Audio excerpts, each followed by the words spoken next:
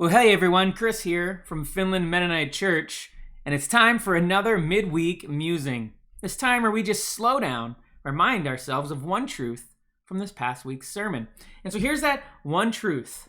Jesus is calling his followers to be faithful servants. Right? And a faithful servant is one who knows her master's will, focuses on her master's will, and then lives out her master's will, thus reflecting a clear image of her master to the people around her, where she lives, where she works, where she plays. Now, an unfaithful servant, on the other hand, is a servant who, yes, knows his master's will, but doesn't focus on his master's will, and rather lives for his own will and acts on his own will.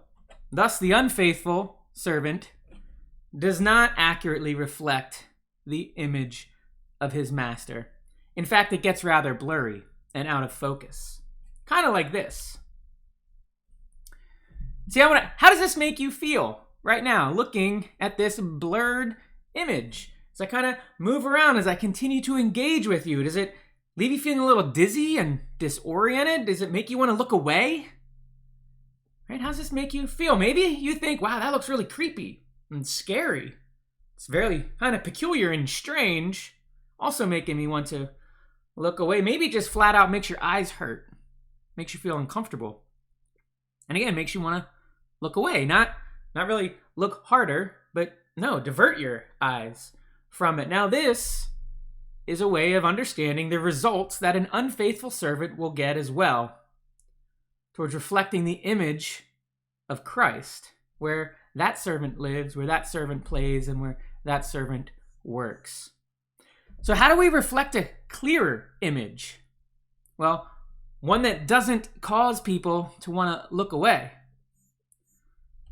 Well, our image clears up when we ourselves refocus on Jesus, our master, and on his will.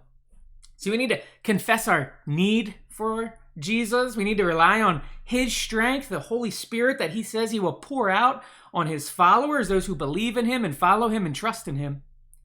And then by his grace, by his mercy, and by his strength, we live out his commands to love God and love others in the places we live, work, and play, thus reflecting a clearer image of our master to the world around us. So as you finish out this week, project a clear image of Jesus by knowing his will, focusing on his will, and living out his will in the places you live, places you work, and the places you play. Have a blessed week.